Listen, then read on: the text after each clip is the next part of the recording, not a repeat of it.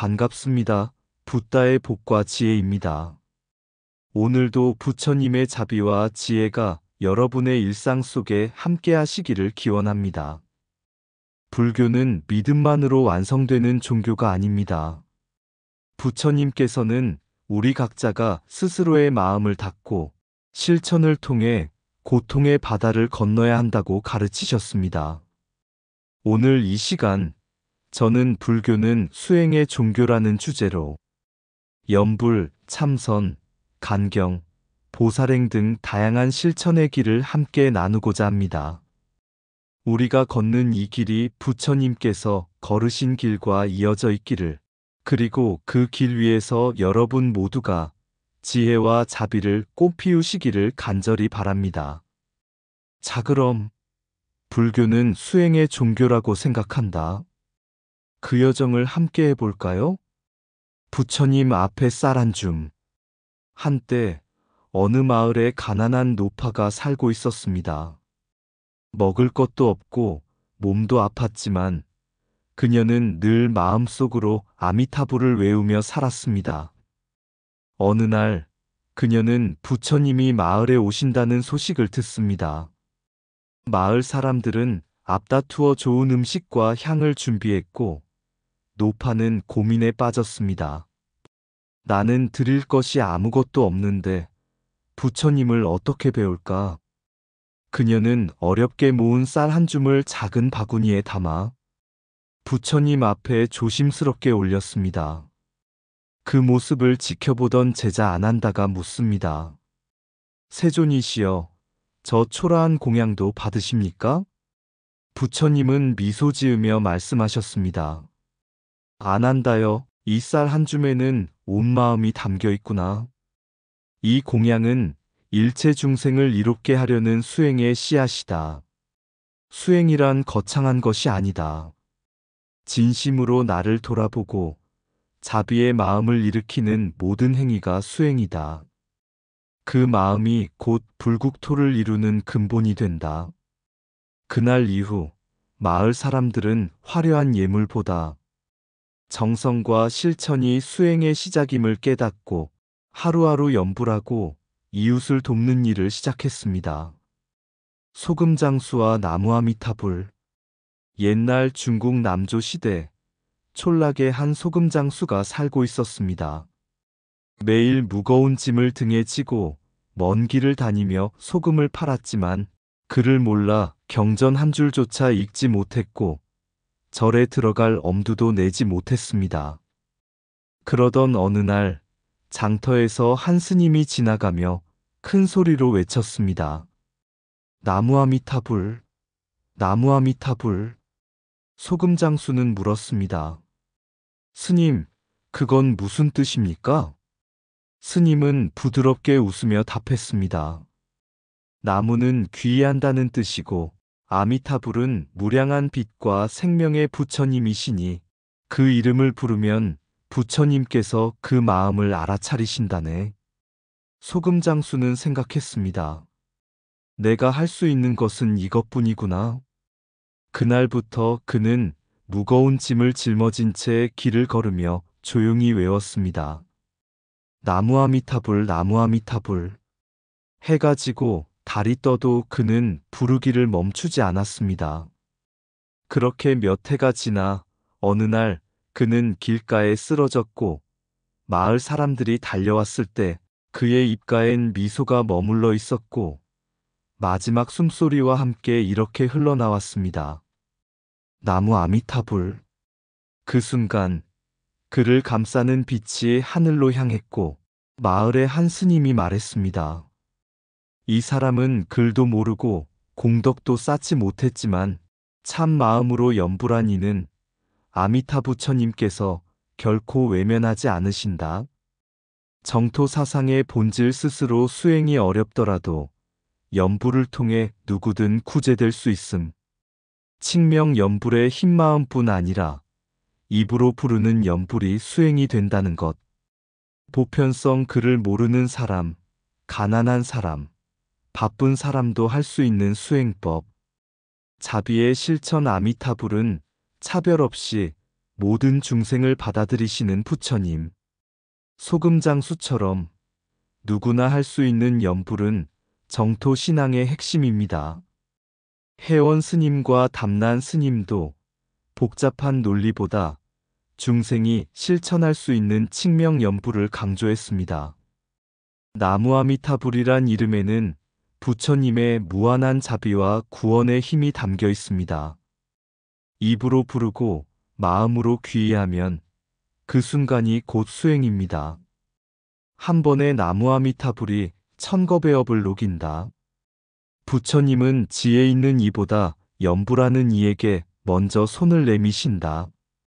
입은 작아도 부처님의 이름을 담을 수 있다. 글을 몰라도 법문을 몰라도 나무아미타불을 외면하지 않는다. 관세음보살을 부르면 고통 속에서도 길이 열린다. 마음을 담은 한마디가 공덕이 된다. 지극한 염불은 큰 공부보다 빠른 길이다. 무거운 짐을 져도 나무아미타불은 무겁지 않다. 칙명은 곧 귀의요. 귀의는 곧 해탈이다. 바쁜 삶 속에서도 염불은 쉼이다.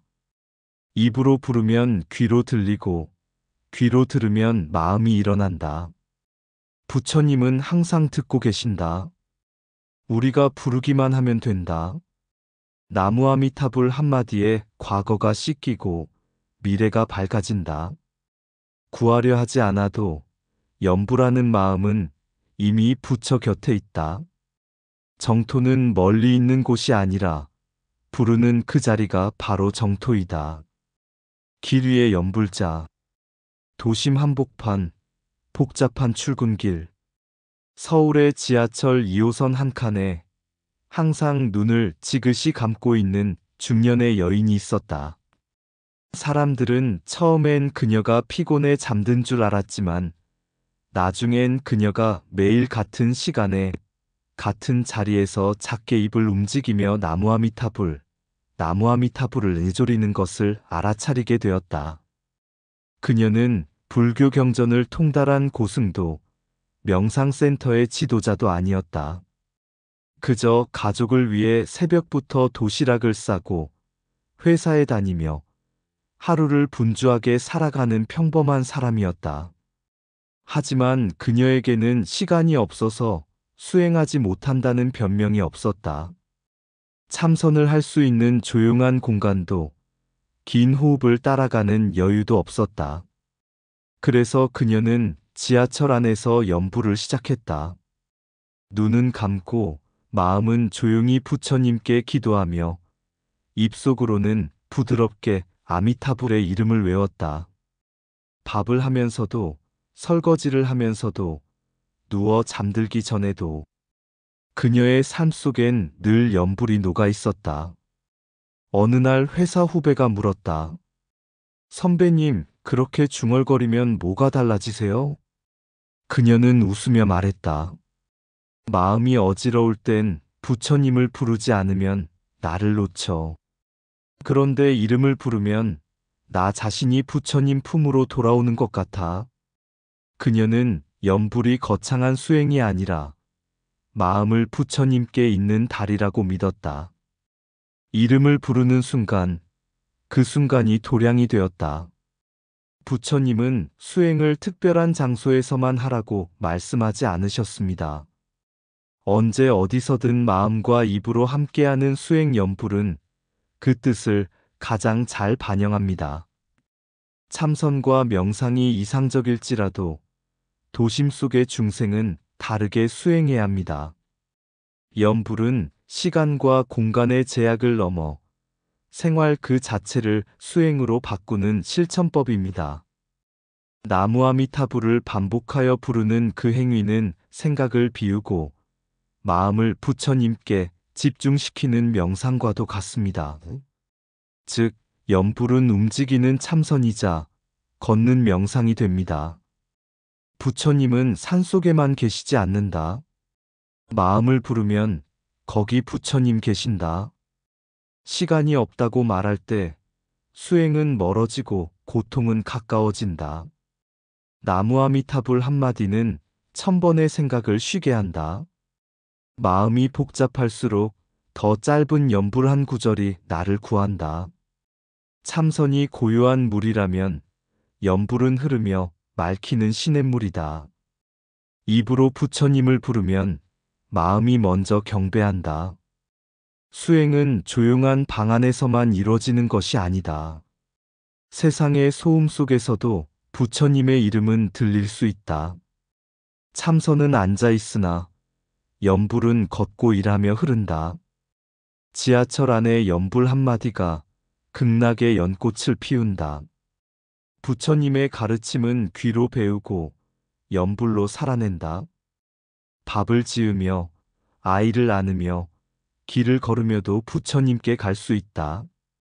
모든 수행은 마음을 깨끗이 닦기 위함이고 연불은 그 닦음의 붓이다. 세상 일에 치인 하루의 끝에서 연불은 나를 본래 자리로 데려간다.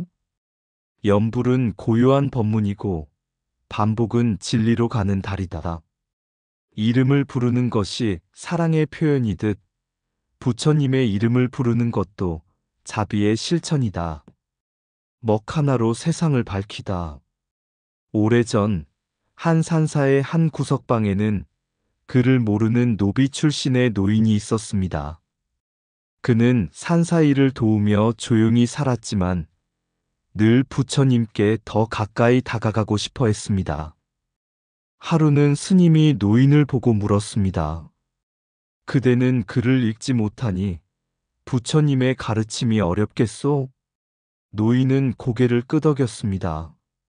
경전을 읽을 줄은 모르지만 마음은 늘 부처님을 생각합니다.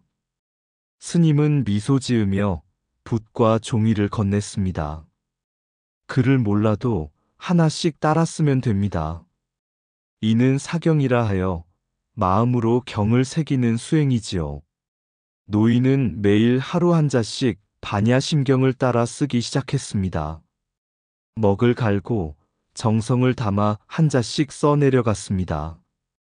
하루는 절 마당에서 아이가 울고 있는 걸 보고 그 아이를 품에 안고 달래다 다시 사경을 하러 돌아왔습니다. 스님은 그런 모습을 보고 말했습니다. 그대는 이미 간경을 하고 있어. 그리고 보살행도 하고 있어. 글을 쓰는 붓 끝에서 중생을 품는 손끝에서 부처님은 함께 하십니다. 세월이 흘러 그가 쓴 경전 한 권이 완성되었습니다.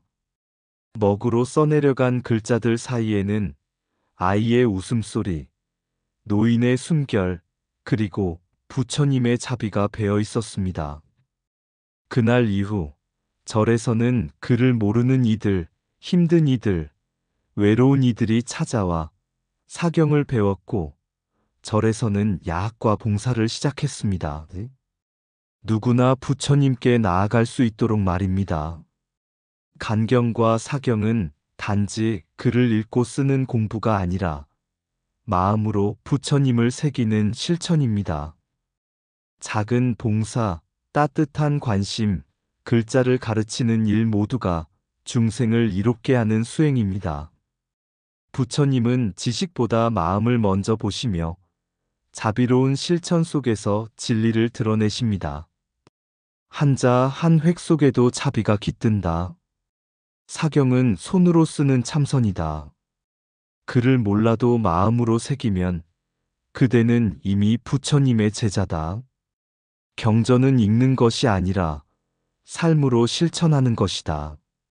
자비는 말이 아니라 손끝에서 피어나며 일상 속에서 자란다. 남을 돕는 작은 행동 하나가 100권의 경전보다 더 깊다.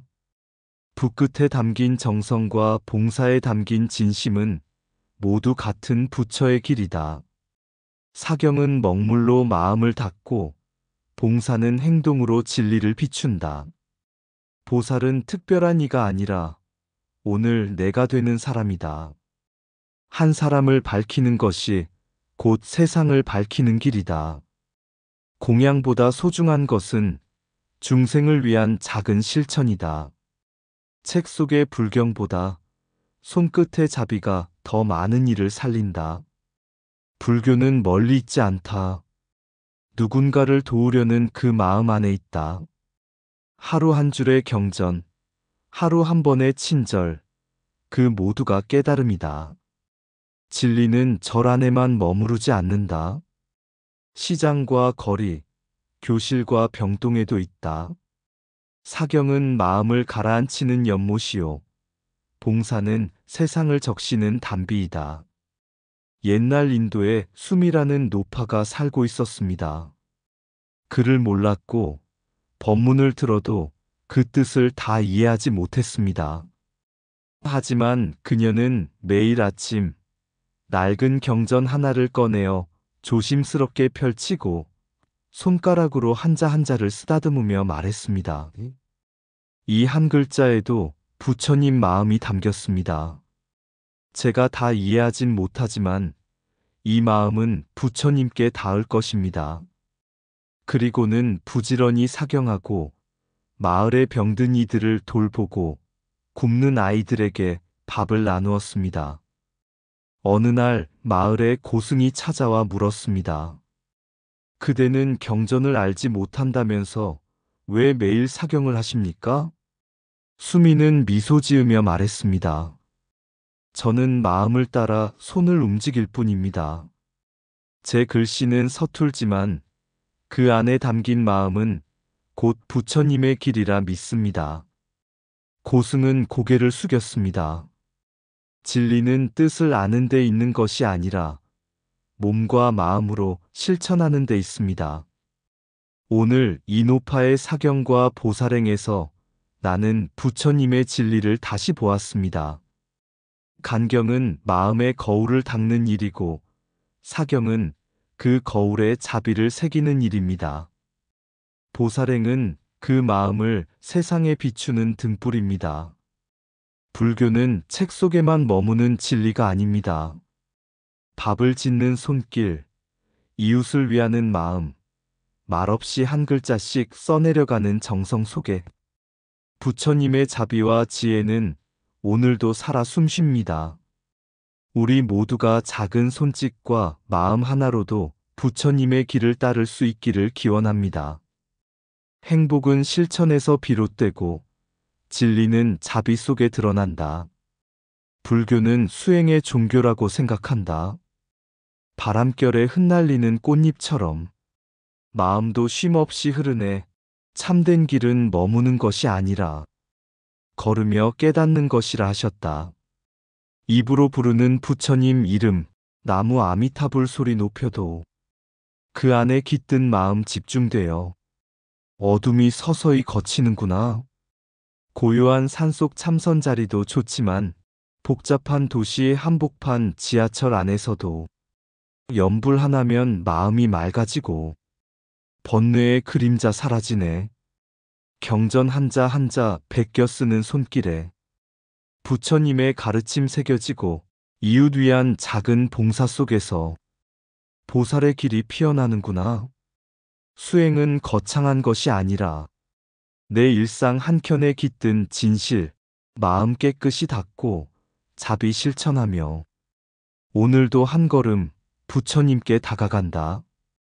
이상 붓다의 복과 지혜였습니다. 오늘도 복지구족한 날 되세요. 구독과 좋아요는 붓다의 복과 지혜를 밝히는 큰 자비의 등불이 됩니다.